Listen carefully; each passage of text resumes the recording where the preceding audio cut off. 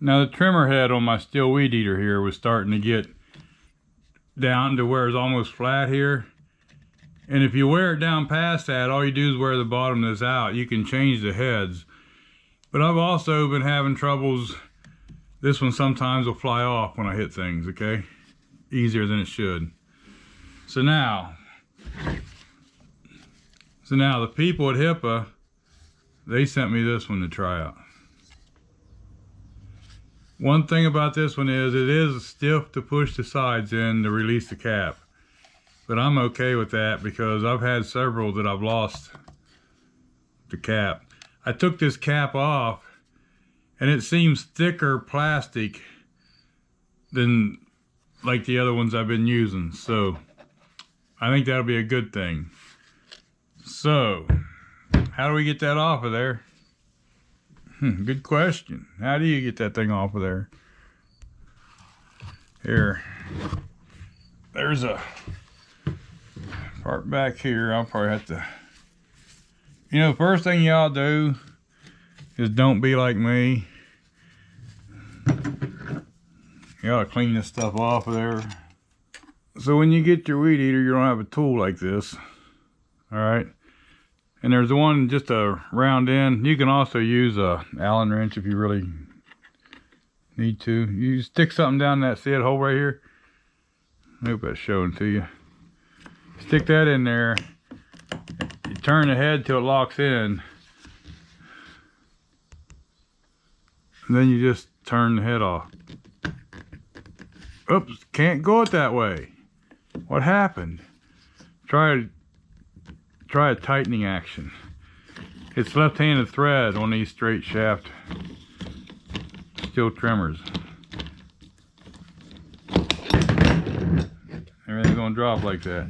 I usually like to go ahead and take this washer off of here. And you can see right here. I hope so. Let me put you on this side where the light don't think's in your eyes. You can see here, that's our tool that comes through, all right? And what happens, it comes through that hole. Then you notice you got a slot here and a slot here. It comes through that hole and sticks down in here, and that's why it doesn't turn, okay? So try to make sure that that's reasonably clean in there. There's a bearing right there. And put that right back on there. Now, simple. You take the new weed eater head. You want to make sure you got your tool in there so stuff don't spin on you. Normally you wouldn't even have to take that out of there. And then remember, you can't tighten it up to put it on. You got to loosen it up to put it on.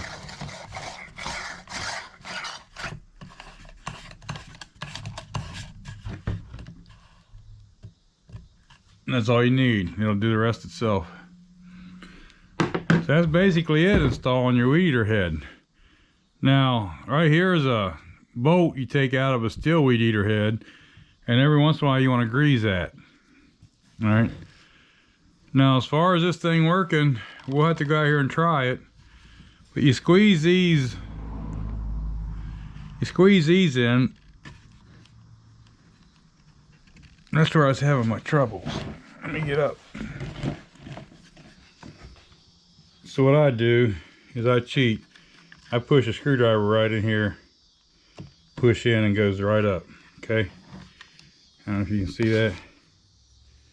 I push it right in here. You can see the tab sticking right here. I push it in there and goes right up. That's how I do it. Once you use it some, I believe it'll get loosened up like the rest of them. Let's just see what's in here, okay? Can you see? So there's what they look like inside. We could take this out if you wanted to. You just turn this and it'll pop right out, see? And we can put this right back on there. Let's go try it out. You know, hear what I'm saying. See how thick and reinforced that seems like it is? Time will tell. Time will tell.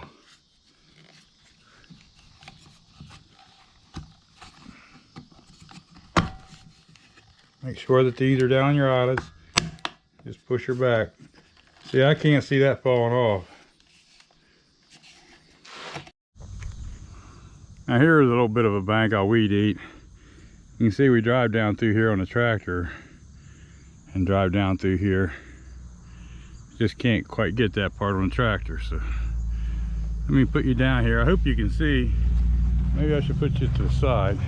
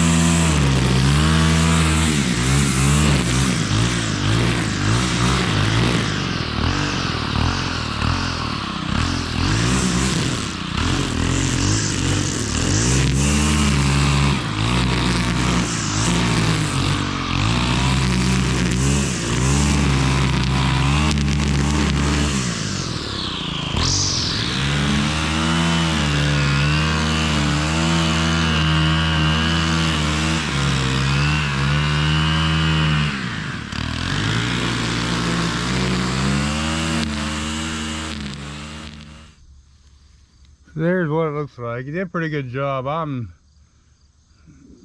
not the best at the weed eating. So I pulled this string out of here because I figured I might as well go ahead and show you what's in here. You got a spring in the bottom there. See, it has, I like it when there's line or there's different marks, because whenever you go to re-spool it, when you put the string in one side, you know where you started. Oh, it rolls around. It does have where you can lock the string up in there. So what I would do is just put it in here. Trying to do this all one-handed, left-handed. There we go. So then you just have to pull these down. One-handed, I would have put it in there normal, you know, when I put that in. But if I can do this,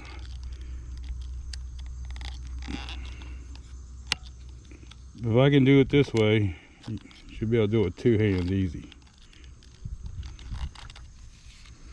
So now if we want to put the top back on. Now I did that without feeding out any line. It was awful low at the end there. See, that's still not quite enough line. So let's get it out here and I'll bump it on the ground here one time and see if we can see how the feed head works. Hopefully you can see from there.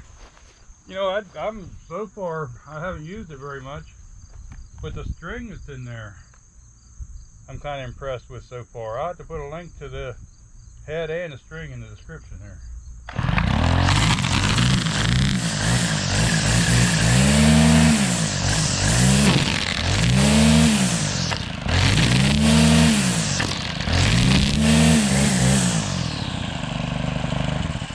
Seems to feed out string every time you bump it. Either speed, so that's good. So far, what's my thoughts? I'm okay with it. I like it. I'm happy. Very happy. And they're not that expensive. Like I say, I'll put a link to their web page. It shows this weed eater head. It's a 25-2.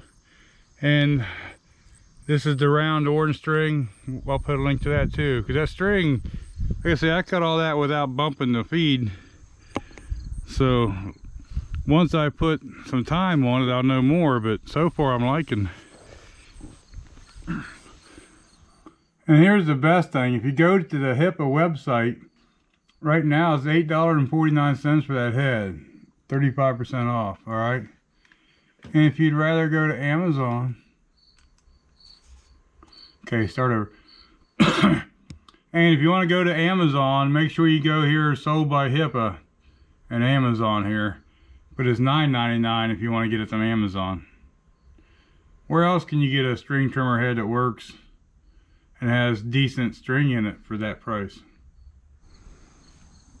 No, Hipa did send me this head for this string trimmer to review.